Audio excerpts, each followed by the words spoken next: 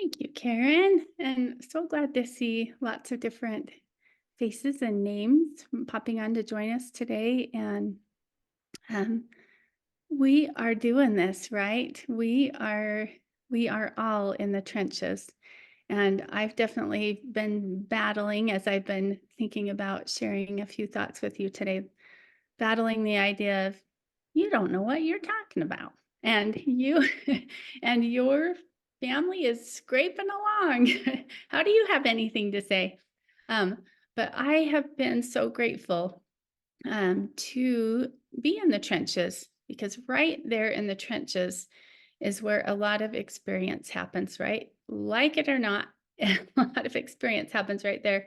And it's pretty amazing. And so today I am hoping that we will be able to learn from each other. And so we will be here and it's about until about 12:30 Mountain Time, so about 90 minutes total. And I have some things that I've prepared to share with you, and I'm really hoping that all of us can move from a place of I'm just comfortably listening over here. I'm just very comfortable and I'm listening to shift your mindset to a place of I want to add something. I want to consider just a little deeper some of the things we're talking about. And do I have something I can add or share, an insight or thought I can add or share? After each of the points that are in the presentation today, I'm going to pause and say, okay, how do you do this at your home? What are some insights or thoughts? And I think that is where this meeting and this presentation is going to go from some, oh, that's good information to this is empowering when you'll take time to add your voice.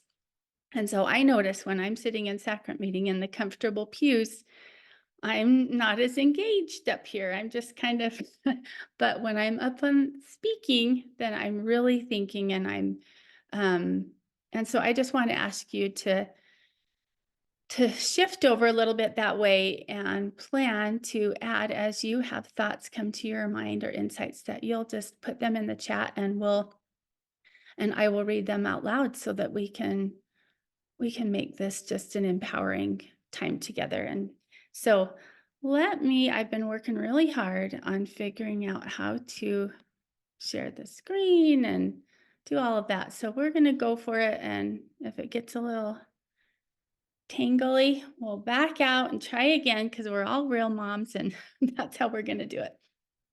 So this is almost all of my family since we took this picture a couple of years ago. We have one new grandson, Zane. It's our only grandson. So my husband, Brian, and I live in Morgan, Utah, and we have 5 kids. And all of our kids, but our youngest, are all off on either a mission or going to college or married. And like I mentioned, we have a super sweet grandson, Zane, that's 1 year old. And so I'm 53 years old.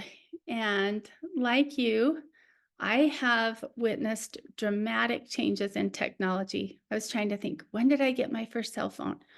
What kind of technology was I doing in high school? I remember doing something on Word process or something. I can't quite remember, but it has changed, right? It's changed right under, and it's changing right as we speak.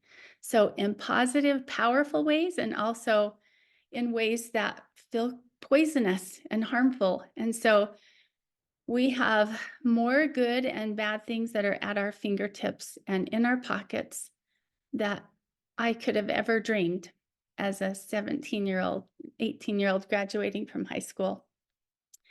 And so today's topic, which I titled Timely Technology Tips for Parents, and you'll probably notice that these tips really are geared towards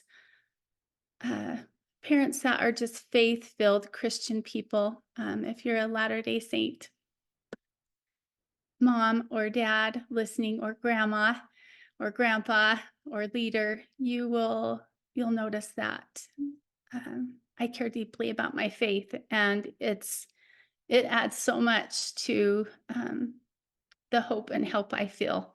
And so, um, this presentation today is not about how technology is terrible. We are, however, going to just acknowledge and address the real battle that's before us. And I'm speaking to the choir. I'm sure if you're on the planet, you know that this is a real battle. And so I just hope that to share a few foundational ideas that you might consider, as well as my overarching desire is to create a space for the Spirit to speak to you and for your own personal circumstances. And I've that happens. That's one thing I know that happens as I put myself in places where the Spirit can easily speak.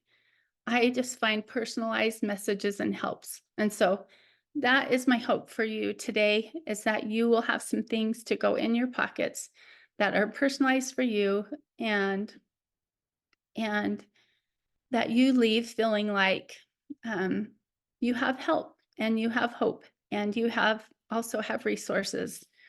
As we listen to any talk, whether it's in conference or church or um, there's there's something that happens and it's called that message can get distorted.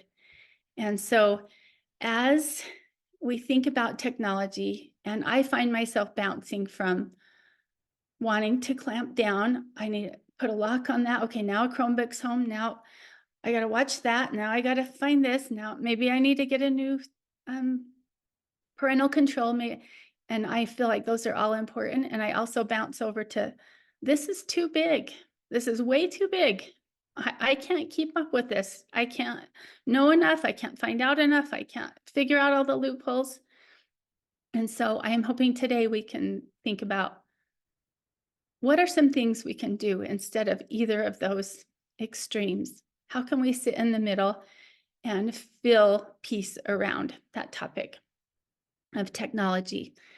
So, um, like I mentioned before, we are all in the trenches, and those trenches bring powerful insights.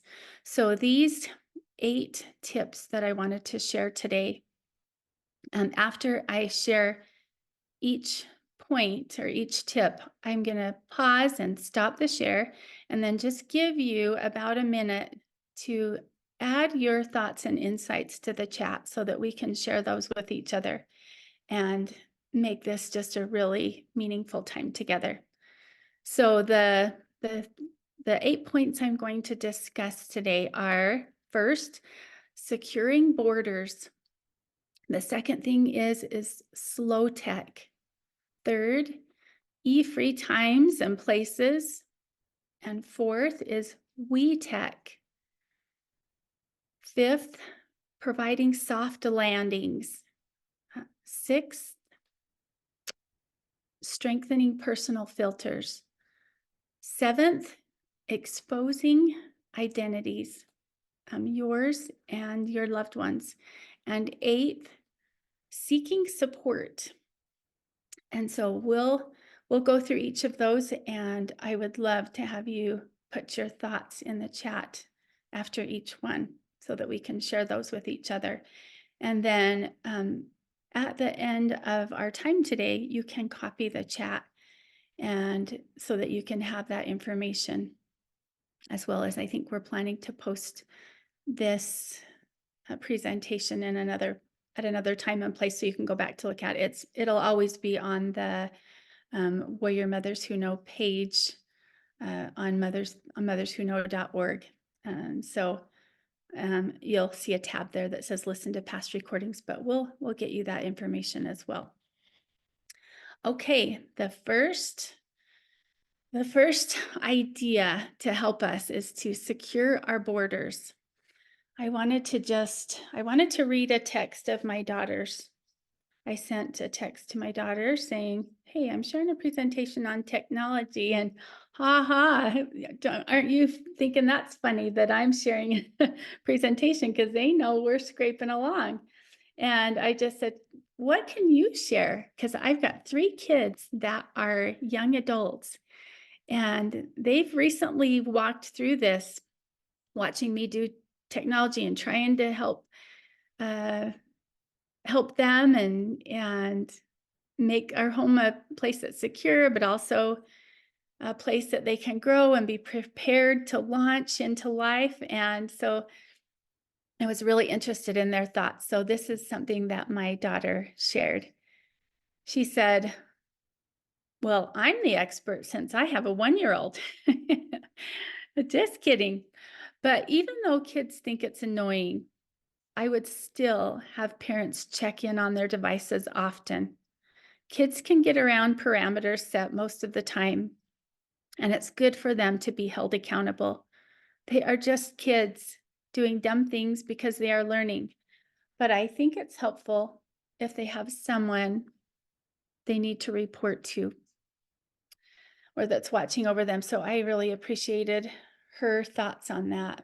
Now, if I would have asked my daughter Bree at 16, do you want me to do that? She would have said, no, you don't trust me. You're I can't do anything. You're and all of that. So just be prepared that um, we want to care more about our kids than our comfort sometimes. It's brutal taking the hits from kids that are wanting to do so many things and want to have so many things, and us trying to balance what's the best timing and what are the best things. It can feel like you're really worked over. And so I appreciate her insight there. She is 28 now, or right close to that. So our children have plenty of practice battling technology outside of our homes, at school, on the bus, and with friends over at houses. Let's give them a place that they can find some refuge. It doesn't have to be a constant battle. So routers and parental control settings are a great first line of defense. And so let's remember what I loved what Chris McKenna with Protect Young Eyes shared. He said that www that that we see includes the whole world.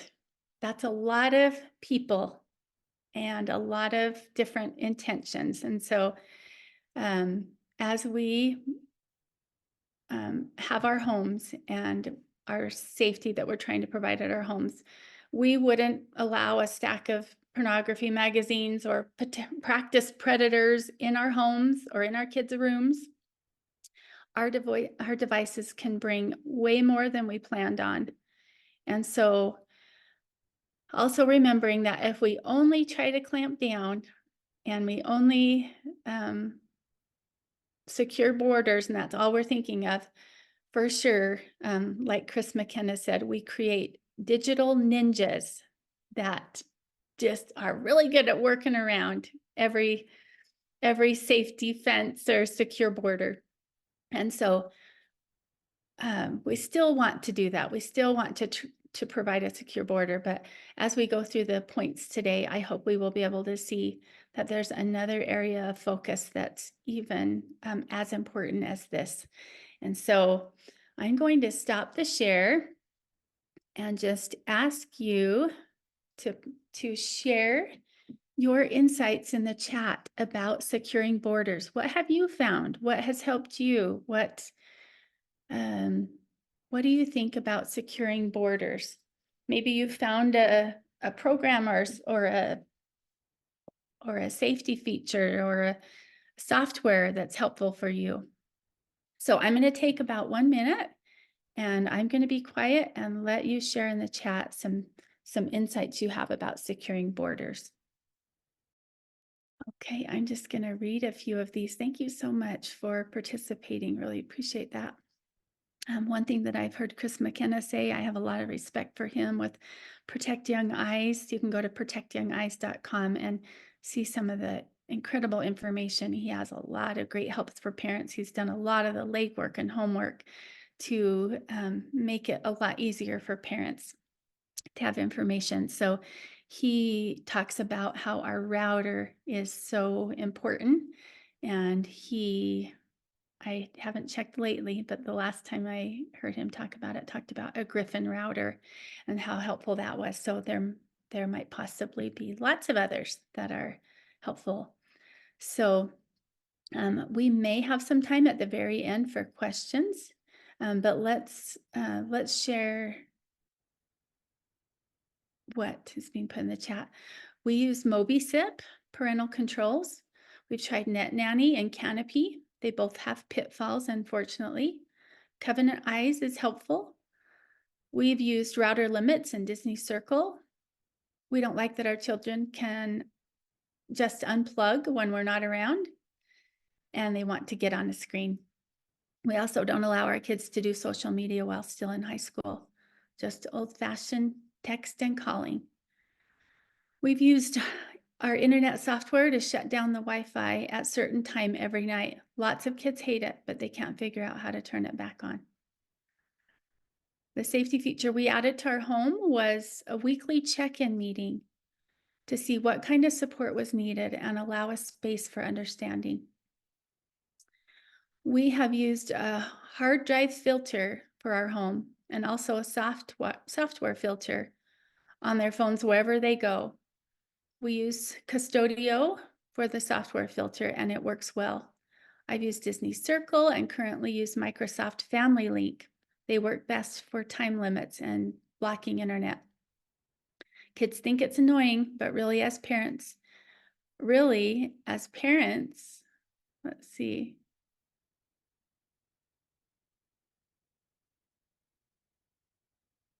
Let's see, the screen is shifting.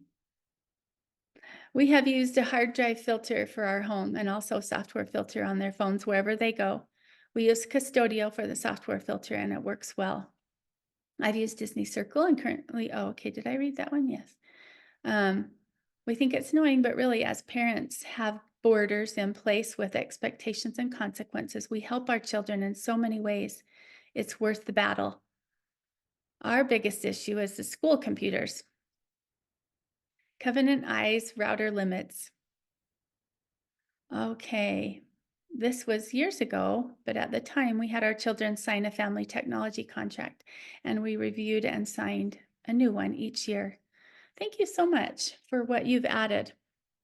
Our biggest problem is the Xbox. We can't find a way to block unsafe content, YouTube from the Xbox. Thank you.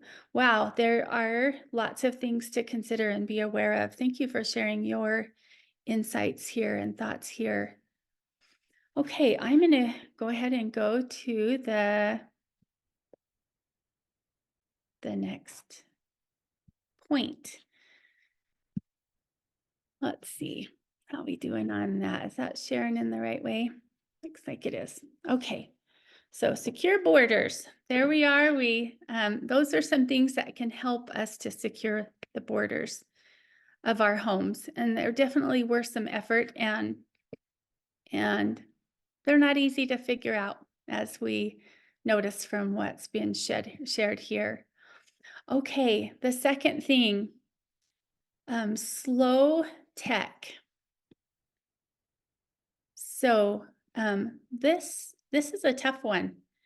I have to often say to myself, do I care more about my comfort? Because slow tech is not easy. There's almost not if you do slow tech, then you win. And if you do fast tech, you lose.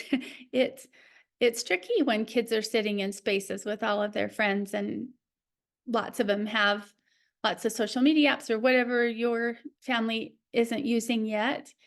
And it's really tricky to go slow. So what I've loved from what Chris McKenna has shared and also Emily Jones, who I really appreciate with Family Tech University, those two I have learned so much from, and I would just really love to point you there. But both of them have talked about not no tech, but slow tech. Can we slow down the speed at which our kids are exposed and using everything available? And so they both recommend that. And as I have been on the planet and had my own experience and my own kids' experience, um, I've I see a lot of wisdom in that. Okay, and what the speed and when and what is totally a personal thing. I know Emily Jones would say that her kids, I don't know if she said they allowed to have social media or a phone that had internet capability as they were a senior in high school. Sometimes you're like, okay, that ship has already sailed. Now, what do I do? Do I try and go backwards? How do I work it from here? All such personal, good questions, and that there's not one answer for. But I love hearing from other people and then seeing how does that fit with me. So, um, I don't know of a single study or that shows a correlation between more screen time and more um, all of the tech with happier, healthier humans. Even though 8-year-olds will drive eventually, I wouldn't hand them the car keys when they were 5, even if all the neighbors were doing it. And so that exact time to allow all of the things, smartphone, social media, and everything is really tricky. And so I have appreciated the delay is the way and not no tech, but slow tech um, can really help our little ones and our loved ones be able to develop and mature and not have all of the things that are available in their pocket and hand and mind before they're able to um, sift through it all. So, of course, we want them to practice before they launch. We don't just want to bubble wrap everybody and then on the day they're headed to college say, I really wish you the best. I hope you figure everything out. There's some transition periods in there and more freedom given and so hopefully these next points that we talk about will help us with those transitions as well. So um, any thoughts? I'm going to stop the share again and would love to hear any thoughts you have on slow tech. Are you trying that? How is that working? What's your experience or insights there? I'll give you about 1 minute and I'll actually just read them as they come in. Okay, thank you so much for participating. I've heard Gab Wireless. These are some things from the chat. I've heard Gab Wireless is a great first option for slow tech. It seems very age appropriate. Their first phone could be a phone that only calls and texts with no pictures. Then you could graduate to something like Gab phone and then maybe a smartphone with filters. I think this is almost exactly what Emily Jones advises. And again, I would love to point you to her.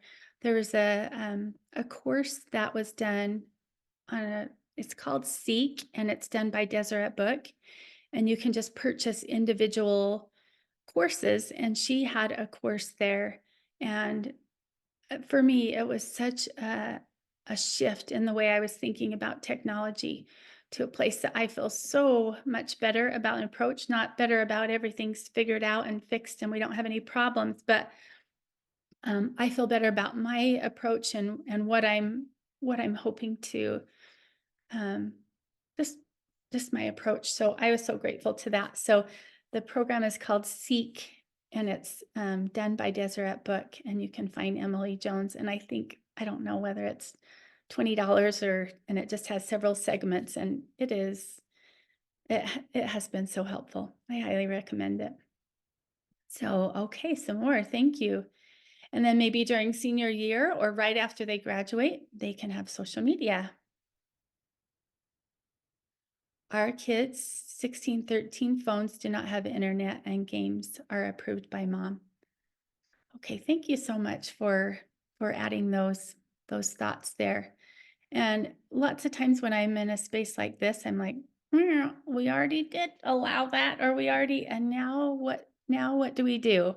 And so I am so confident that you and the Spirit, um, with heaven's help, can decide how to navigate that. And um, I just know with whatever the circumstances are, um, and thank you, Luann, put a little link in the chat with that course done by Emily Jones, or the Seek courses. Just wherever you are, whatever is happening, and I just love to acknowledge that there are some hard things happening, and hard things with your kids, and we are bumbling along right with you. And but I also see that we are not left alone to figure it out. There are lots of tools and there are lots of helps in lots of different areas for us. This is one of them right now. We can link arms and help each other and gather courage. And I just, um, I'm very confident um, that heaven's help will be on our right and our left and in front of us and behind us. And you've probably noticed that if we stop to pay attention, we've noticed that heaven's help rarely takes away every challenge and struggle, but will walk right with us through it. So, um, I have a few questions about why it's all necessary that I'll have to wait to ask later. but um, but I do see something beautiful happening as we stretch in these spots. So so grateful. All right. Hey, thank you for what you shared there.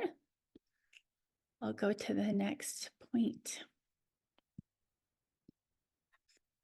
Okay, number 3 is free times and places. Um, are there places where technology is used that a lot more challenges and trouble and scrapes happen? I've been grateful to find out with just my personal experience and my kids' experience and other people that I really trust, that there are some areas in our homes that we would be wise to try and keep technology out of. Now, this is again very personal, because sometimes I'll have one kid or one situation where I think it actually fits right now in this situation, and it actually that is okay right now. But it it's wise for us to try and keep devices in common areas of our homes, such as the kitchen or the family room. And challenges with tech often happen in private places, like bathrooms or bedrooms, or in the dark, or downstairs, or at nighttime. That's just the way of it. That's the way of it, and you've probably noticed that in your own home. And as I think of some of the most stretchy, challenging things that have happened at our house, those were all the places. and and so it just makes it a little easier to navigate some of those hard spots when we're in common places. So we strive to make meal times and short drives, like that are 30 minutes or less, and maybe windows of time in the evenings on Sunday, free at our house. That's something that we try to do. So if we see someone at the table and they've got their phone out, we say, "Oh, good! Look who gets to do the dishes today." Like, remember this?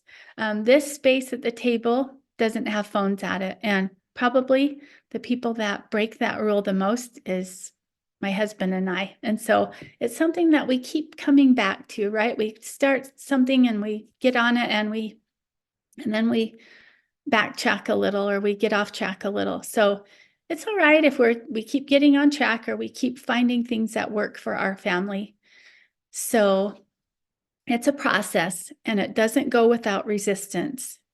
And so, one thing that I loved that Emily Jones said is that not the calm before the storm, but the storm before the calm. She'll say, if you allow the storm of, but why? I don't have anything to do. I got to fix this. I got to check this. What am I going to do if I don't have my phone in my room? She says, if you'll endure the storm, often the calm will follow it. And you'll see things like I watched this on Saturday, where I had my son we're not having time with technology right now. And it's almost, for all of us, I grab my phone when I'm a little bit bored. And so for all of us, it's challenging, but I watched my son pull out a book and I thought that would never have happened if I wouldn't have did the storm before the calm. So I love that. So uh, just just know that's a process. But the conversations and the connections that happen when we are unplugged are worth the effort.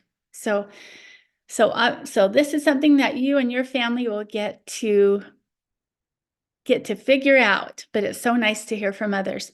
So I'm going to stop the share for just a minute. And what ideas do you have about e-free times and places? What are your thoughts or insights there? I appreciate your thoughts.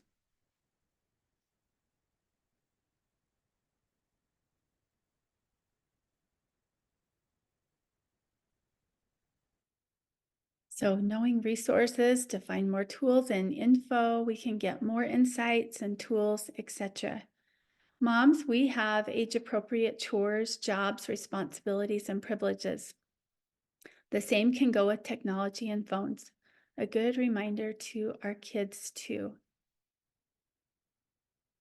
So Family Tech University has a free contract to wisely and gradually introduce phone technology. This is the product service BJ is sharing, referring to with Emily Jones. Thank you. Thanks for mentioning to keep coming back to things we value again and again as we try to become more consistent, aligning to what we value. We try to be mostly no electronics on Sunday. It's easier with the little kids who we just don't sign in. It's harder to do with teens. The hard part is when we say e-free times and places and then we don't follow the rules. They learn by example. This is a reminder for me. Oh, thank you. And when we are on our devices, yesterday my son got home from school and I was working on some of the pieces of this presentation and I thought he comes home from school a lot and I have a phone out or a laptop. I'm going to try and have that closed and maybe I'll have a piece of toast with Nutella on it or something instead of my looking at the back of my laptop or so thank you for that reminder. No devices in bathrooms or bedrooms ever. Use devices when you're around others. Well, maybe when you're not around others. No headphones when you're around others. It's not polite. Also, we have found headphones can get kids in trouble when they're at school. They're more tempted to go on sites, etc., that they shouldn't be on. Our kids turn in their phones every night. They use an alarm clock to take the place of their phone. No phones in bathrooms. My 21-year-old still plugs his phone in our room at night. I find that the rare weeks that my 16-year-old loses his phone for the week are his happiest weeks. Missionaries need to not be addicted to the phones, so summer is a great time to practice having less time with phones in their pockets. Awesome. Thank you so much for the shares. And one thing that's worked pretty well in our home is that we've tried off and on is um, when like we're coming up on summer, we're having a lot of daytime where we've got to figure out how to navigate that. So um, we have the chores that have been the same chores that are posted on the inside of the kitchen cupboard door that are do your heart, do something for your heart, your scriptures, your do something to help, and do something for homework. In the summer, we just maybe try and keep up on math or something like that. So heart, help, homework, and also what are the other three? I can't think of them right now. But anyway, what I like to do is say, let's do something for our brains or our body before we do technology. So if you do an hour of something that's brains for your body, then for every hour, I'll let you have 15 minutes of technology up to a certain point. And so when their friends come over, they kind of knew the drill too. Oh, guys, well, go out and play basketball, or what else? What else can you think of before we say, can we play this game or can we do this on a computer? So that's one other idea. The tech training resource for missionaries is a great one to look at. Thank you. Okay, super. All right, let's move on to the next one.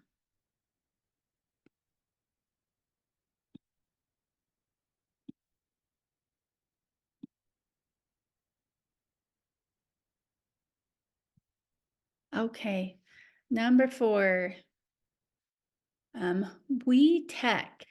So this is talking about time tech talks, tech traps, and doing tech together.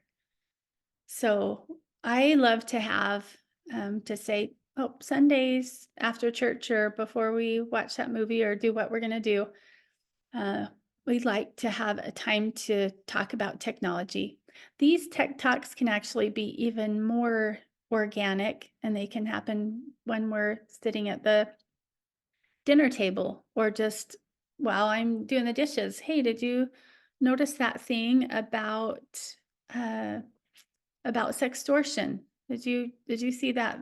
Have you heard about that? And let's watch this short video together.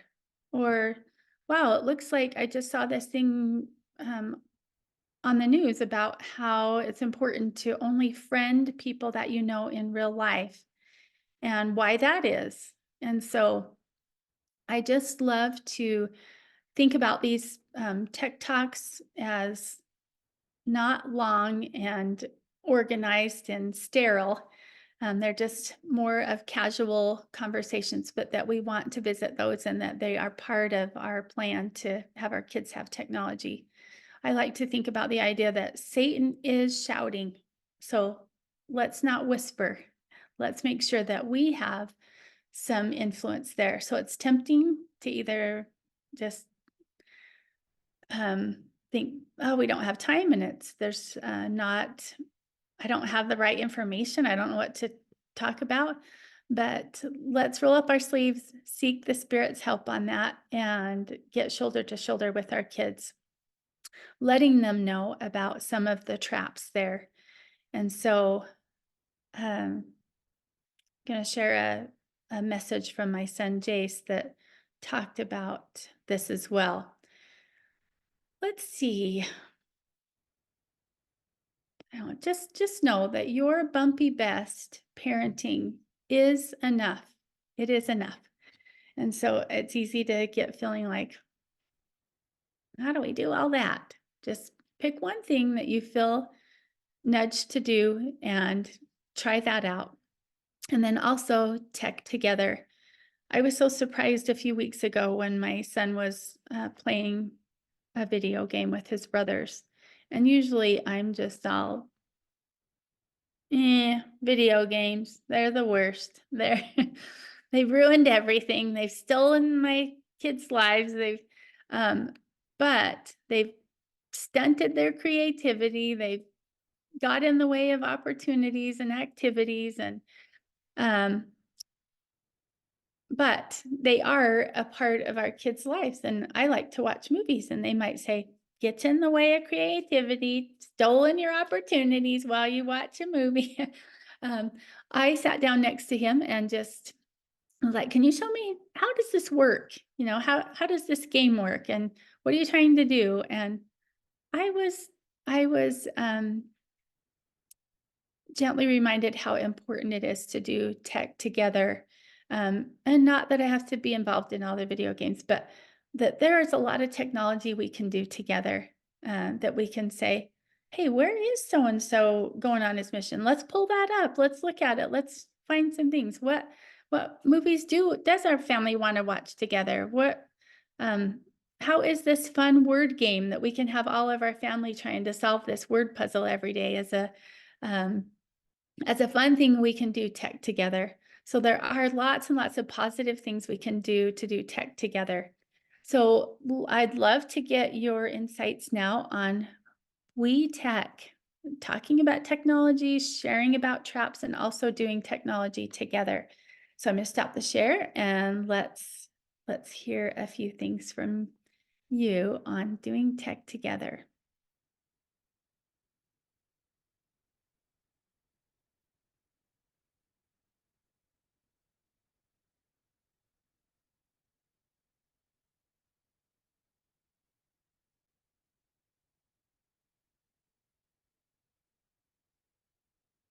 Okay, one thing that's in the chat is to replace negatives with positives. We have a lot of processing disorders in our home, like dyslexia. So tech is essential in some ways. We have Alexas. Let's see.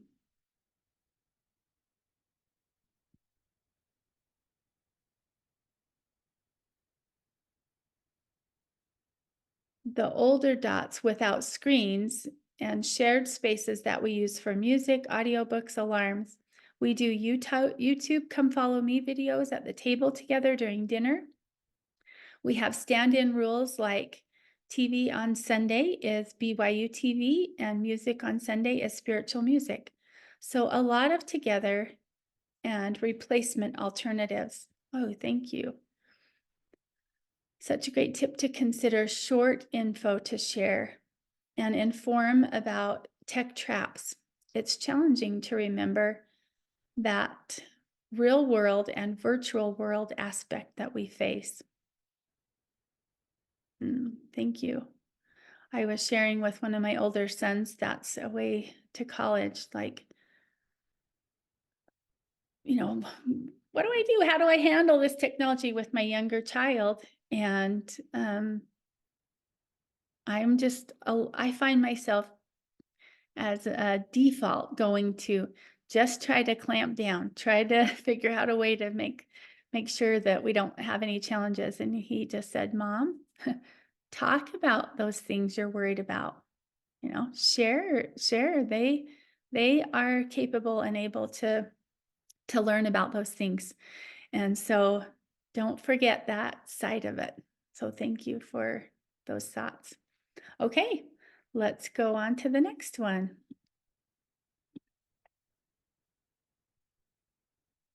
Okay, soft landings. This is something I heard Chris McKenna talk about, and I have really loved. I have really loved what he's shared about. I think he's the one that said delay is the way. So continuously sending a message to our kids that no matter what happens online or in person, they can land softly with you. Um, um, just saying you love them and you're grateful they wanted to talk sometimes is all that's needed in the moment. If something's shared with you that they've done something or been involved with something or something's happened to them, whether it's online or in person, and they come to talk to you about it, just be practice in your mind being prepared for those moments and how you will respond, because a response of you did what? I told you, we talked about this. Why did you do that? We already will shut down um, will make a lot less likely, at least, them coming to talk to you when things happen, and they will happen. And so I have loved that reminder that be a soft place to land. And I was so grateful when some really scary things were happening in our home that one of my kids was able to call out from the room, "Mom, I need some help." And I I don't respond right all the time. Sometimes I try to tell my 16-year-old, if you come to me and say, "I've made a mistake, can I talk to you?" and I get mad, I owe you $20 right then. Like, I want you to know that I'm really trying to, um, to let you, bump along as I'm bumping along as well, and it's okay. Mistakes are on the A-OK, they're plan A, and the the Savior and the atonement are such a real thing, and we can show that by the way that we respond. So, um, be wary of the satanic messages about how broken and pathetic your child is. Let's not accidentally reinforce those lies by our response to mistakes. One thing that we can do is consider, how are we talking about the mistakes of others, um, in our family and in our home? What do they hear us saying about what happened to the neighbors, or what some kids did on the bus? Were vaping on the bus, or some kids vandalized, some of the football players vandalized. Did you hear about that? What do they hear us saying about that? Um, a young woman is got pregnant in high school. What do we say about it? And our responses to those things, if they're, guess what? I get off track too. Sometimes I do things that I wished I wouldn't have. And we can always get back on track. How can we support and help our friends and neighbors that are going along in life right with us? How can we do that? If they hear us talking like that, they will feel much more safe about coming to talk with us. One person shared in one of the Mothers Who Know meetings, about putting, I don't remember what it was, but I thought about putting a rock on the mantle, like a hard thing. Something's hard. And if your kid needs to talk to you, they can grab that rock off the mantle and go put it on your pillow in your room. And when you see that, you can know they want to talk to me. Sometimes it's hard for them to start that conversation with hard things. So somebody shared an idea kind of like that, but that's kind of where my brain took it. And I love that idea. That's something that I haven't implemented and I want to. And so I love that share. All right, let's go ahead and share anything that comes to your mind about soft landings, any insights or thoughts you have about those.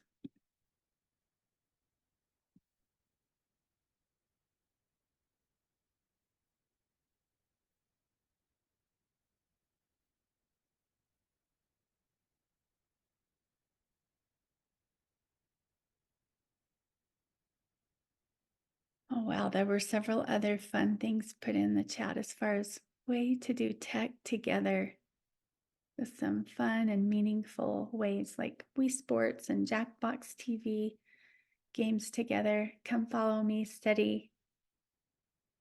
Wow, thank you.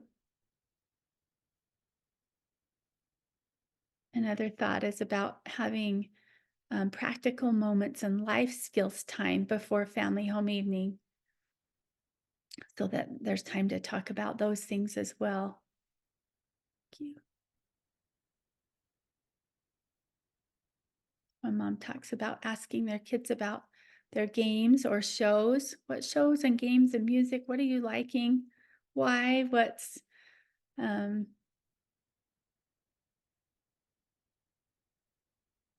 so ideally, when screen time is over, I check in and ask a little bit about what they've been doing on screens, and out of love and curiosity, not prying. Create a way for a child to safely share with the least effort. Put this on my pillow to let me know you need to talk. I love those. Share your own battles of how you fail.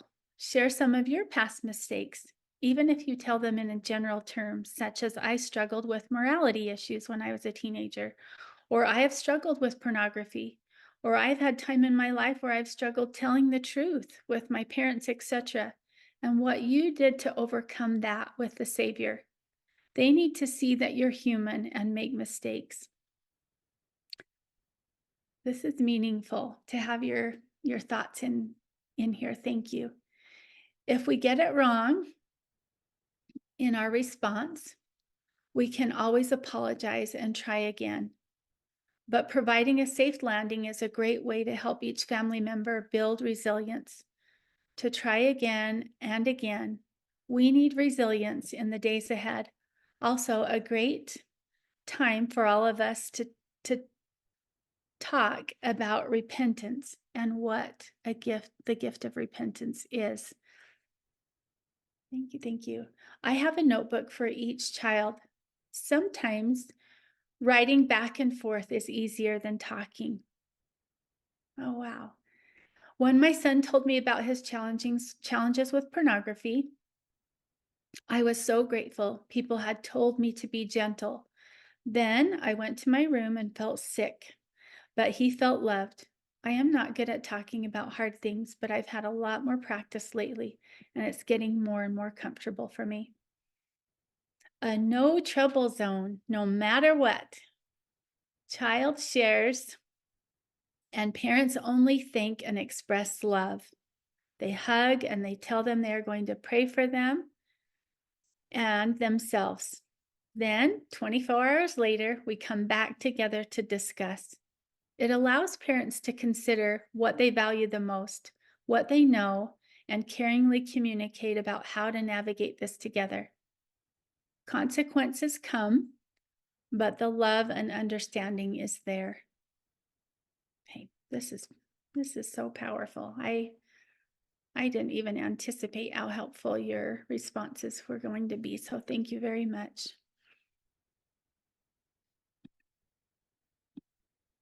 Okay. And if someone sees something that I've missed, please help me to point it out. Okay.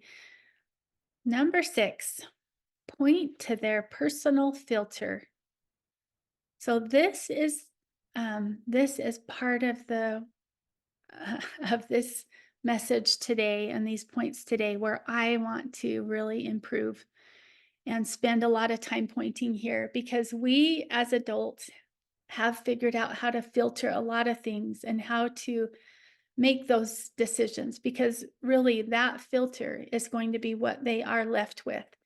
And so if we spend time helping them to strengthen that personal filter, then that's going to be something they can take with them.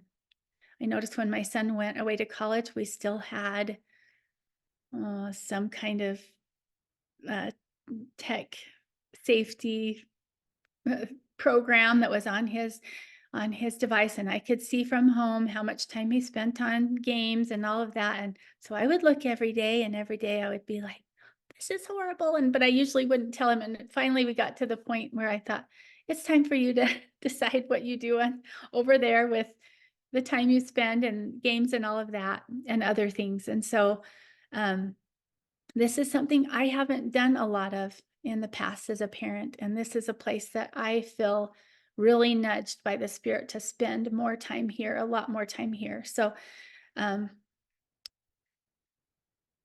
let's see.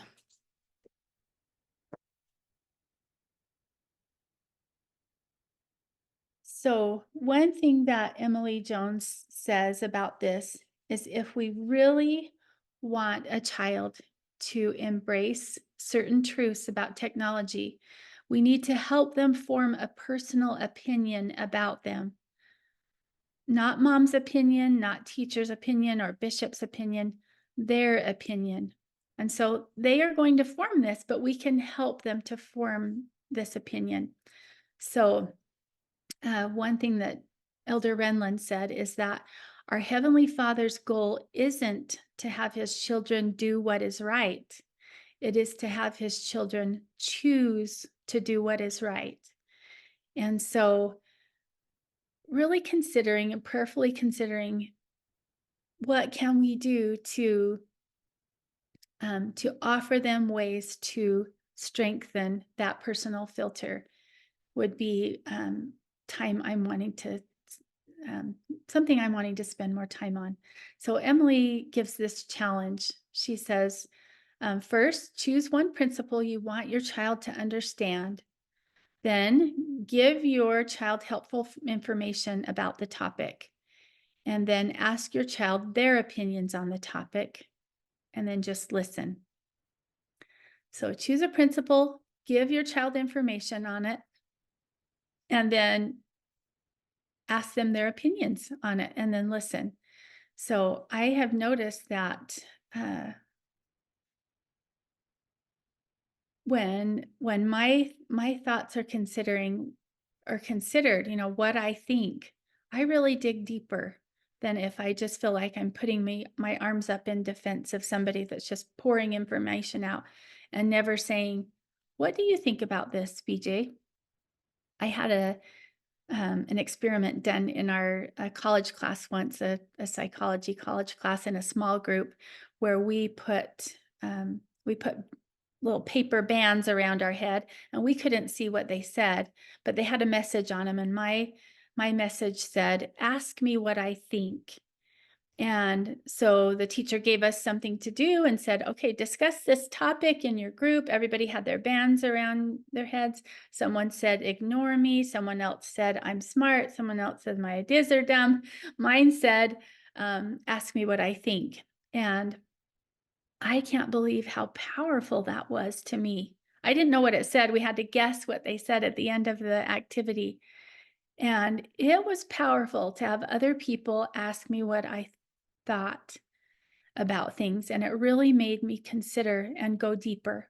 So, um, what ideas do you have about strengthening a personal filter and pointing to that for them, that they have that? Let's take a minute and share a few ideas on pointing to their personal filter and helping to strengthen that. A couple of ideas that um, Emily shared as well is having a plug-in day, a weekly detox, where it's where um, everyone plugs in their phones and they stay plugged in, or their devices. And if they have to go over to send something or make a call or something, they can do that, but they stay plugged in. And she said it's been amazing to see what happens with a little bit of stillness. And so that's one way to help us and our kids discover that personal filter, and how that can be strengthened is notice what's happening here. How did you feel when you went and rode your mountain bike or went down to the park or were interacting with your siblings in the game out in the front yard? How do you compare that with a couple of hours spent on technology? And just what do they think? And so lots of times we don't have to get the answer to what they think. We can just ask them and have them just consider that on their own and let the Spirit help them discover some of their thoughts and strengthen that filter. Okay, a couple of ideas shared in the chat. We have written personal value statements. Well, when you write things down, that is a whole different level than just even saying something outside. When they have an experience with technology, maybe gaming all day or too much time on social media or whatever, even if positive, ask them how they felt during it, after it. Ask questions that require them to reflect on the experience. And then maybe ask them what they learned from it. Would they do anything different? Thank you so much. Okay, let's go to the next one.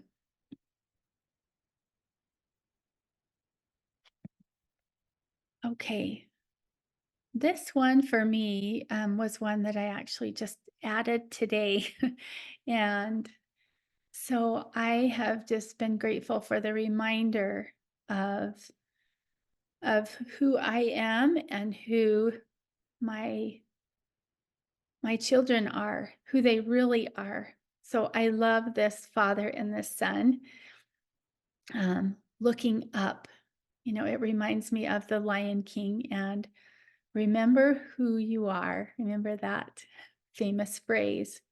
So um, both their identity and your identity. And so when I thought about this, I thought about my daughter who, when she was about 3 years old, we lived in Texas and everybody swam to stay warm, to stay cool during the hot, humid summers. And so we were doing swimming lessons. I had my other son still in his car seat on my arm, and we had arrived at swim lessons just a couple minutes late.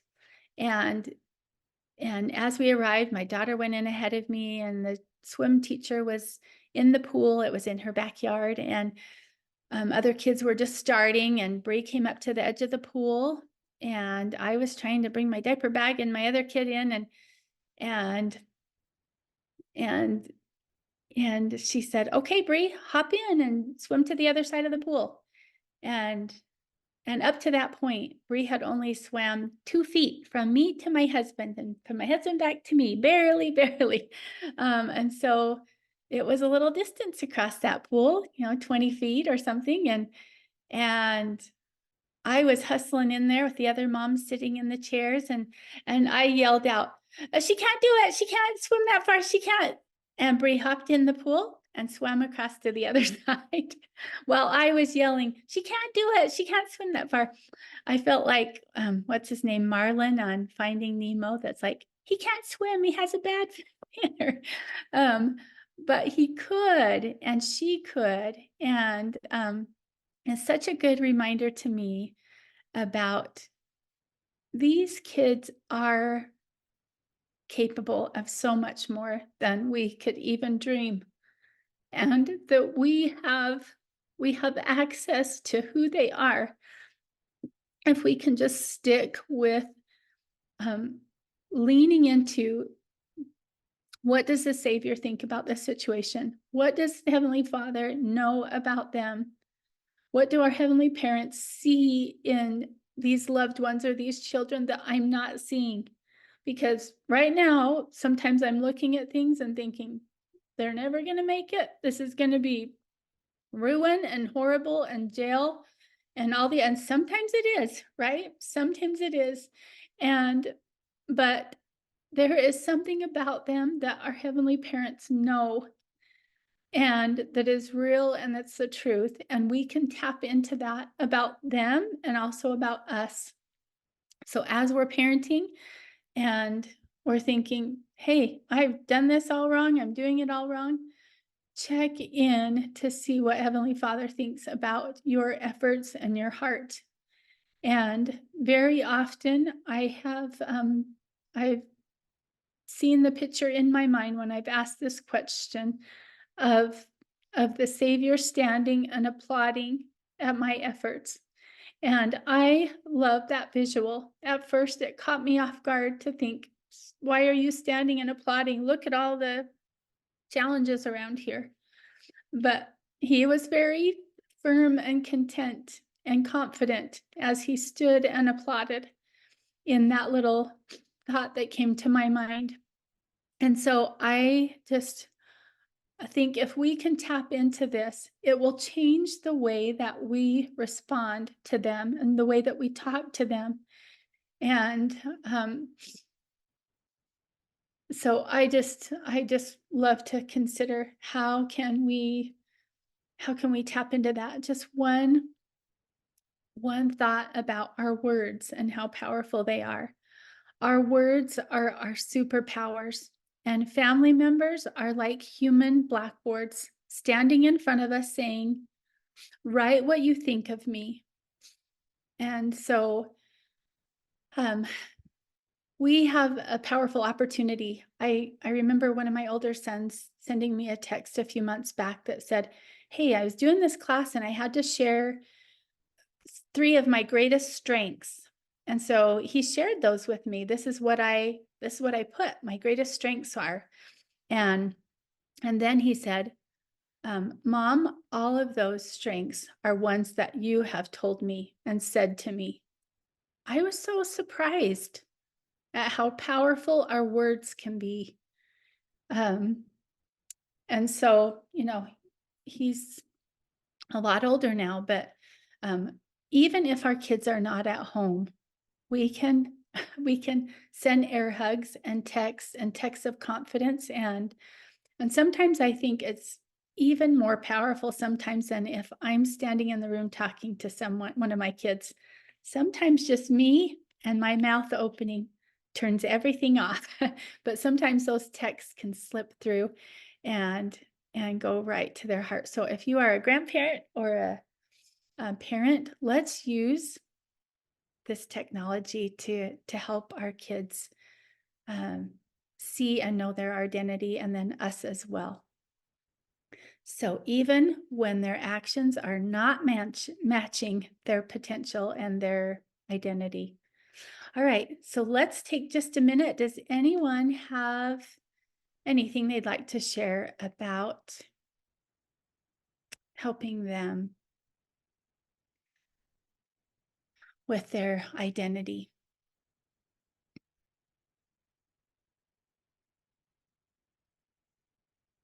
One thing in the chat says, let's ask God to show us what he sees in our loved ones. Then I try to recall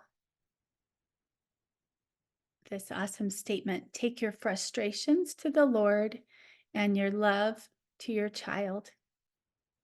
When I think of myself as younger and how I didn't do so good, I am sure I drove my parents crazy and I broke their hearts sometimes. I can still feel the gentle gratitude for their love, even if their response to my mess wasn't the best. Thanks for that reminder. Yep. Because that's going to happen sometimes too, right? That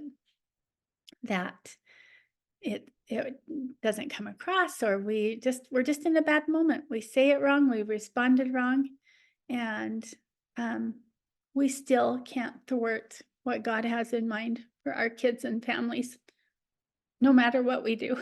He's It's not the end of the story, but we can have this powerful spot as parents and mothers to influence and help our kids. So we can encourage them.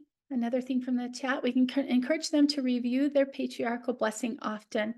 We can also review their blessing. That is who God knows they are. Thank you.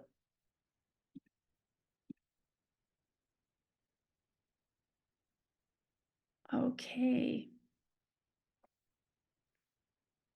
And then this last piece is about using the opportunities we have for extra support and extra resources. There are so many things that we can just push play on or read about or do. It's almost overwhelming. So we can start with one thing. What resources has the church provided? What groups are there that might help me with information? We sometimes we think we shouldn't need any extra outside things. We should just have us in the spirit, and that's all we need. But we don't need to be ashamed to seek extra support, like if a dental challenge arises, or we even pay money for professional help and help with our teeth and our other things. So parents and leaders are super first lines of defense, but we don't expect them to fill all the cavities and fix underbites. And so there are so many faith affirming resources that are right at our fingertips. So I've witnessed many discouraging and hopeless situation evolve into like a powerful time of growth and healing with some effort and many times with some outside support. And so I just like these other things I've mentioned with Emily Jones and also with Chris McKenna and Protect Young Eyes. Those have been great resources for me. And I would love to just take just a minute. We have about 10 minutes left. So what can you share as far as additional support and help for your family with technology? In the chat, BJ, or with our voice? What do you mean? Oh, thank you for clarifying that. I was just going to have you put in the chat, but if anyone would like to share their voice, please do. I think we have enough time to take a couple of those.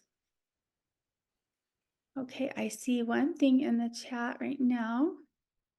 Um, I've learned for myself that if I check in with the world, like social media mostly, before I check in with God, my worth and identity can easily be questioned.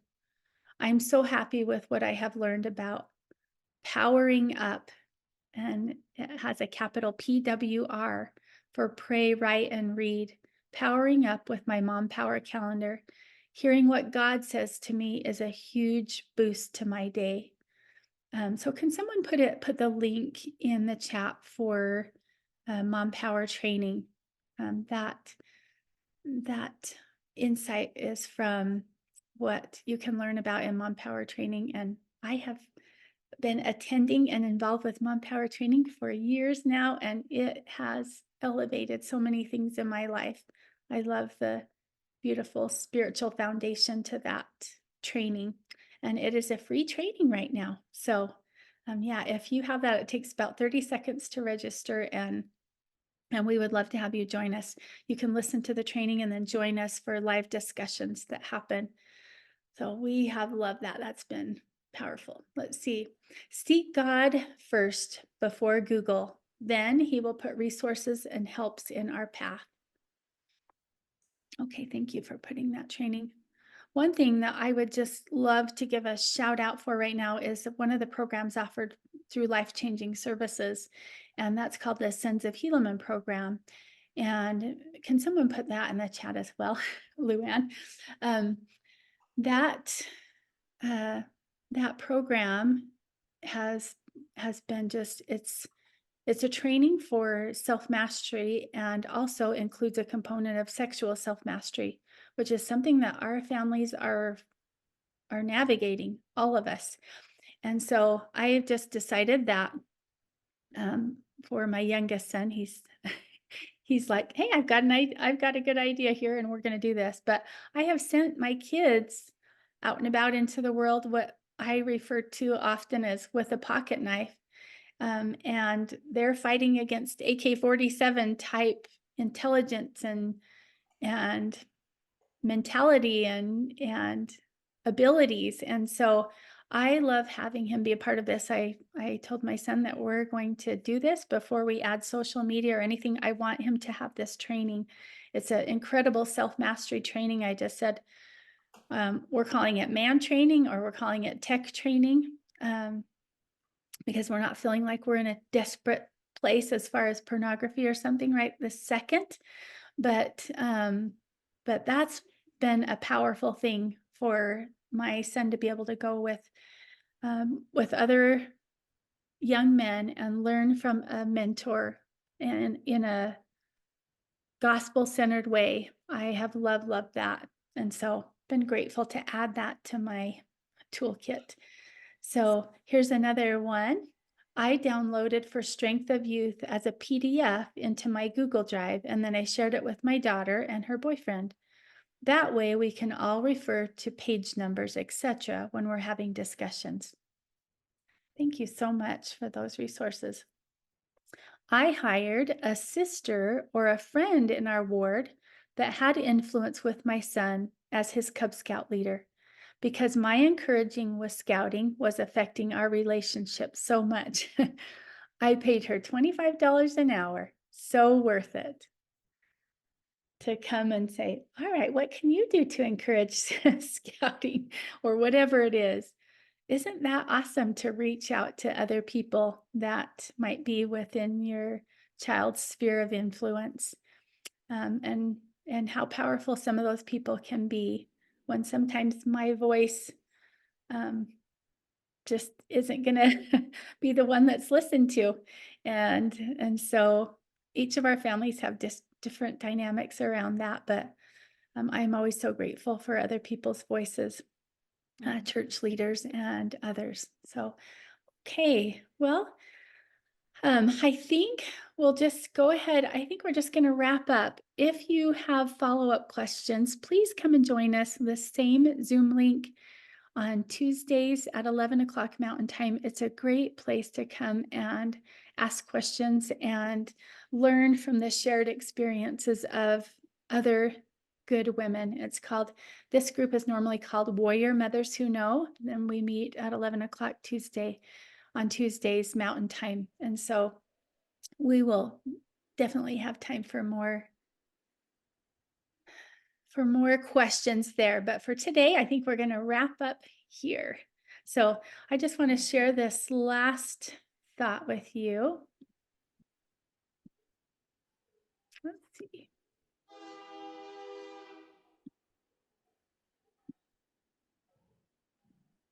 Okay. It is, it really is easy to feel outnumbered and outsmarted in this battle with tricky tech. Sorry. So I just know one thing that we can totally count on is sticking with the Savior, no matter what your circumstance or who's struggling with technology, what loved ones or spouses or others.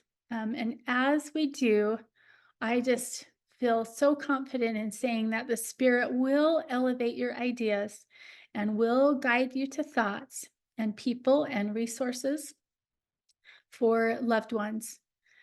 I like to just also have at the front of my mind to resist retreating because it's easy to want to go there to I give up. I'm done. This is too big. And just remember that an unseen and a seen power will aid me and you. I love that line from Let Us All Press On. Um, we will not retreat, though our numbers may be few. When compared with the opposite host in view. So if this is how we're feeling about technology or things like that, we just can remember that an unseen power will aid me and you in the glorious cause of truth. I love that line from that song. Um, so just remember that Jesus Christ is our best battle buddy. There is no limit to how much he loves, how long he'll wait, how much he will sustain us and help us. And help us to find and use those pieces of technology that will elevate and connect and inspire, and also help us to put on some armor and add some armor to our homes and our hearts and invite the same for our children. He will be the key piece for helping to guide us there and to have the Spirit's help in doing that. So, can I just thank you so very much for being with us today and for adding your thoughts, and I don't know all of you personally, but I have a really clear view of a mom's heart and a parent's desire, a righteous parent's desire for their children and their families. And I just applaud you and thank you so much for joining us today. And hope that you are going to leave with a few things in your pockets that the Spirit has helped you to consider and to gather. And just appreciate it so much. Thank you, Karen.